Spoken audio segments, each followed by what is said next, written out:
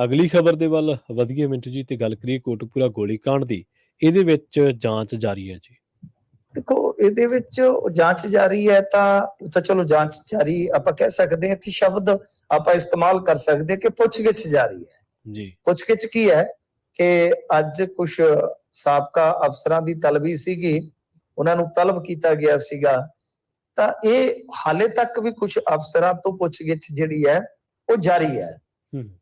ਮਤਲਬ ਕਿ ਜਿੱਦਾਂ ਗਗਨਦੀਪ ਸਿੰਘ ਬਰਾੜ ਸੀਗੇ, ਜਿਹੜੇ ਮੁੱਖ ਮੰਤਰੀ ਦੇ ਉਸ ਟਾਈਮ ਕਹਿ ਲਓ ਕਿ ਡਿਊਟੀ ਵਾਲੇ ਅਫਸਰ ਸਨ, ਨਾਲ ਸਲਾਹਕਾਰ ਕਹਿ ਲਓ, ਸ਼ਾਇਦ ਸਲਾਹਕਾਰ ਹੀ ਕਹਾਂਗੇ ਜਾਂ ਸ਼ਾਇਦ ਸੈਕਟਰੀ ਸਨ, ਮੈਨੂੰ ਯਾਦ ਨਹੀਂ ਹੈ ਪੋਸਟ, ਮਾਫ ਕਰਨਾ।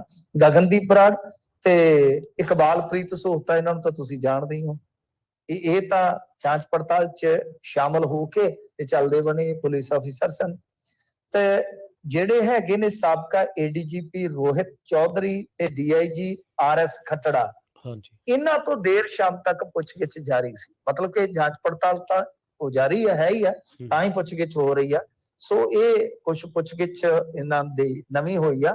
ਪਰ ਇੱਕ ਮਾਮਲੇ ਦੇ ਵਿੱਚ ਹੋਰ ਵੀ ਮੈਂ ਤੁਹਾਨੂੰ ਦੱਸ ਦੇਵਾਂ ਕਿ ਪ੍ਰਕਾਸ਼ ਸਿੰਘ ਬਾਦਲ ਅਤੇ ਸੁਖਬੀਰ ਸਿੰਘ ਬਾਦਲ ਨੂੰ ਵੀ ਦੇਰ ਸ਼ਾਮ ਸਮਨਿੰਗ ਹੋਣ ਦੀ ਖਬਰ ਹੈ। ਹਾਲਾਂਕਿ ਪੁਸ਼ਟੀ ਹੋਣੀ ਬਾਕੀ ਹੈ, ਪਰ ਮੇਰੇ ਖਿਆਲ ਦੇ ਨਾਲ ਸਮਨਿੰਗ ਹੋ ਗਈ ਹੈ 23 ਮਾਰਚ ਵਾਸਤੇ।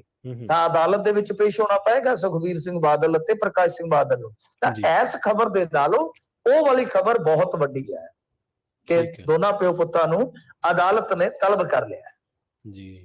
ਦੇਖੋ, ਇਹਦੇ ਵਿੱਚ ਜਾਂਚ ਜਾਰੀ ਹੈ ਤਾਂ ਚਲੋ ਜਾਂਚ ਜਾਰੀ ਆਪਾਂ ਕਹਿ ਸਕਦੇ ਹਾਂ। ਇੱਥੇ ਸ਼ਬਦ ਆਪਾਂ ਇਸਤੇਮਾਲ ਕਰ ਸਕਦੇ ਕਿ ਪੁੱਛਗਿੱਛ ਜਾਰੀ ਹੈ ਜੀ। ਪੁੱਛਗਿੱਛ ਕੀ ਹੈ ਕਿ ਅੱਜ ਕੁਝ ਸਾਬਕਾ ਅਫਸਰਾਂ ਦੀ ਤਲਬੀ ਸੀਗੀ, ਉਹਨਾਂ ਨੂੰ ਤਲਬ ਕੀਤਾ ਗਿਆ ਸੀਗਾ। ਤਾਂ ਇਹ ਹਾਲੇ ਤੱਕ ਵੀ ਕੁਝ ਅਫਸਰਾਂ ਤੋਂ ਪੁੱਛਗਿੱਛ ਜਿਹੜੀ ਹੈ ਉਹ ਜਾਰੀ ਹੈ। ਮਤਲਬ ਕਿ ਜਿੱਦਾਂ ਗਗਨਦੀਪ ਸਿੰਘ ਬਰਾੜ ਸੀਗੇ, ਜਿਹੜੇ ਮੁੱਖ ਮੰਤਰੀ ਦੇ ਉਸ ਟਾਈਮ ਕਹਿ ਲਓ ਕਿ ਡਿਊਟੀ ਵਾਲੇ ਅਫਸਰ ਸਨ, ਨਾਲ ਸਲਾਹਕਾਰ ਕਹਿ ਲਓ, ਸ਼ਾਇਦ ਸਲਾਹਕਾਰ ਹੀ ਕਹਾਂਗੇ ਜਾਂ ਸ਼ਾਇਦ ਸੈਕਟਰੀ ਸਨ, ਮੈਨੂੰ ਯਾਦ ਨਹੀਂ ਹੈ ਪੋਸਟ, ਮਾਫ ਕਰਨਾ। ਗਗਨਦੀਪ ਬਰਾੜ ਤੇ ਇਕਬਾਲਪ੍ਰੀਤ ਸੋਹਤਾ, ਇਹਨਾਂ ਨੂੰ ਤਾਂ ਤੁਸੀਂ ਜਾਣਦੇ ਹੀ ਹੋ। ਇਹ ਤਾਂ ਜਾਂਚ ਪੜਤਾਲ 'ਚ ਸ਼ਾਮਲ ਹੋ ਕੇ ਤੇ ਚੱਲਦੇ ਬਣੇ ਪੁਲਿਸ ਅਫਸਰ ਸਨ। ਤੇ ਜਿਹੜੇ ਹੈਗੇ ਨੇ ਸਾਬਕਾ ਏਡੀਜੀਪੀ ਰੋਹਿਤ ਚੌਧਰੀ ਤੇ ਡੀਆਈਜੀ ਆਰਐਸ ਖੱਟੜਾ, ਇਹਨਾਂ ਤੋਂ ਦੇਰ ਸ਼ਾਮ ਤੱਕ ਪੁੱਛਗਿੱਛ ਜਾਰੀ ਸੀ। ਮਤਲਬ ਕਿ ਜਾਂਚ ਪੜਤਾਲ ਤਾਂ ਹੋ ਜਾਰੀ ਹੈ ਹੀ ਹੈ, ਤਾਂ ਹੀ ਪੁੱਛਗਿੱਛ ਹੋ ਰਹੀ ਆ। ਸੋ ਇਹ ਕੁਝ ਪੁੱਛਗਿੱਛ ਇਹਨਾਂ ਦੀ ਨਵੀਂ ਹੋਈ ਆ।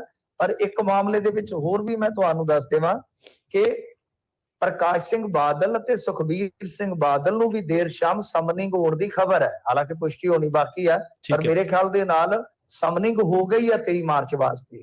ਤਾਂ ਅਦਾਲਤ ਦੇ ਵਿੱਚ ਪੇਸ਼ ਹੋਣਾ ਪਏਗਾ ਸੁਖਬੀਰ ਸਿੰਘ ਬਾਦਲ ਅਤੇ ਪ੍ਰਕਾਸ਼ ਸਿੰਘ ਬਾਦਲ ਨੂੰ। ਤਾਂ ਇਸ ਖਬਰ ਦੇ ਨਾਲੋਂ ਉਹ ਵਾਲੀ ਖਬਰ ਬਹੁਤ ਵੱਡੀ ਹੈ ਕਿ ਦੋਨਾਂ ਪਿਓ ਪੁੱਤਾਂ ਨੂੰ ਅਦਾਲਤ ਨੇ ਤਲਬ ਕਰ ਲਿਆ ਜੀ। ਦੇਖੋ, ਇਹਦੇ ਵਿੱਚ ਜਾਂਚ ਜਾਰੀ ਹੈ ਤਾਂ ਚਲੋ ਜਾਂਚ ਜਾਰੀ ਆਪਾਂ ਕਹਿ ਸਕਦੇ ਹਾਂ। ਇੱਥੇ ਸ਼ਬਦ ਆਪਾਂ ਇਸਤੇਮਾਲ ਕਰ ਸਕਦੇ ਕਿ ਪੁੱਛਗਿੱਛ ਜਾਰੀ ਹੈ ਜੀ। ਪੁੱਛਗਿੱਛ ਕੀ ਹੈ ਕਿ ਅੱਜ ਕੁਝ ਸਾਬਕਾ ਅਫਸਰਾਂ ਦੀ ਤਲਬੀ ਸੀਗੀ, ਉਹਨਾਂ ਨੂੰ ਤਲਬ ਕੀਤਾ ਗਿਆ ਸੀਗਾ। ਤਾਂ ਇਹ ਹਾਲੇ ਤੱਕ ਵੀ ਕੁਝ ਅਫਸਰਾਂ ਤੋਂ ਪੁੱਛਗਿੱਛ ਜਿਹੜੀ ਹੈ ਉਹ ਜਾਰੀ ਹੈ। ਮਤਲਬ ਕਿ ਜਿੱਦਾਂ ਗਗਨਦੀਪ ਸਿੰਘ ਬਰਾੜ ਸੀਗੇ, ਜਿਹੜੇ ਮੁੱਖ ਮੰਤਰੀ ਦੇ ਉਸ ਟਾਈਮ ਕਹਿ ਲਓ ਕਿ ਡਿਊਟੀ ਵਾਲੇ ਅਫਸਰ ਸਨ, ਨਾਲ ਸਲਾਹਕਾਰ ਕਹਿ ਲਓ, ਸ਼ਾਇਦ ਸਲਾਹਕਾਰ ਹੀ ਕਹਾਂਗੇ ਜਾਂ ਸ਼ਾਇਦ ਸੈਕਟਰੀ ਸਨ, ਮੈਨੂੰ ਯਾਦ ਨਹੀਂ ਹੈ ਪੋਸਟ, ਮਾਫ ਕਰਨਾ। ਗਗਨਦੀਪ ਬਰਾੜ ਤੇ ਇਕਬਾਲਪ੍ਰੀਤ ਸੋਹਤਾ, ਇਹਨਾਂ ਨੂੰ ਤਾਂ ਤੁਸੀਂ ਜਾਣਦੇ ਹੀ ਹੋ। ਇਹ ਤਾਂ ਜਾਂਚ ਪੜਤਾਲ 'ਚ ਸ਼ਾਮਲ ਹੋ ਕੇ ਤੇ ਚੱਲਦੇ ਬਣੇ ਪੁਲਿਸ ਅਫਸਰ ਸਨ। ਤੇ ਜਿਹੜੇ ਹੈਗੇ ਨੇ ਸਾਬਕਾ ਏਡੀਜੀਪੀ ਰੋਹਿਤ ਚੌਧਰੀ ਤੇ ਡੀਆਈਜੀ ਆਰਐਸ ਖੱਟੜਾ, ਇਹਨਾਂ ਤੋਂ ਦੇਰ ਸ਼ਾਮ ਤੱਕ ਪੁੱਛਗਿੱਛ ਜਾਰੀ ਸੀ। ਮਤਲਬ ਕਿ ਜਾਂਚ ਪੜਤਾਲ ਤਾਂ ਹੋ ਜਾਰੀ ਹੈ ਹੀ ਹੈ, ਤਾਂ ਹੀ ਪੁੱਛਗਿੱਛ ਹੋ ਰਹੀ ਆ। ਸੋ ਇਹ ਕੁਝ ਪੁੱਛਗਿੱਛ ਇਹਨਾਂ ਦੀ ਨਵੀਂ ਹੋਈ ਆ। ਪਰ ਇੱਕ ਮਾਮਲੇ ਦੇ ਵਿੱਚ ਹੋਰ ਵੀ ਮੈਂ ਤੁਹਾਨੂੰ ਦੱਸ ਦੇਵਾਂ ਕਿ ਪ੍ਰਕਾਸ਼ ਸਿੰਘ ਬਾਦਲ ਅਤੇ ਸੁਖਬੀਰ ਸਿੰਘ ਬਾਦਲ ਨੂੰ ਵੀ ਦੇਰ ਸ਼ਾਮ ਸਮਨਿੰਗ ਹੋਣ ਦੀ ਖਬਰ ਹੈ। ਹਾਲਾਂਕਿ ਪੁਸ਼ਟੀ ਹੋਣੀ ਬਾਕੀ ਹੈ, ਪਰ ਮੇਰੇ ਖਿਆਲ ਦੇ ਨਾਲ ਸਮਨਿੰਗ ਹੋ ਗਈ ਹੈ 23 ਮਾਰਚ ਵਾਸਤੇ। ਤਾਂ ਅਦਾਲਤ ਦੇ ਵਿੱਚ ਪੇਸ਼ ਹੋਣਾ ਪਏਗਾ ਸੁਖਬੀਰ ਸਿੰਘ ਬਾਦਲ ਅਤੇ ਪ੍ਰਕਾਸ਼ ਸਿੰਘ ਬਾਦਲ ਨੂੰ। ਤਾਂ ਇਸ ਖਬਰ ਦੇ ਨਾਲੋਂ ਉਹ ਵਾਲੀ ਖਬਰ ਬਹੁਤ ਵੱਡੀ ਹੈ ਕਿ ਦੋਨਾਂ ਪਿਓ ਪੁੱਤਾਂ ਨੂੰ ਅਦਾਲਤ ਨੇ ਤਲਬ ਕਰ ਲਿਆ ਜੀ।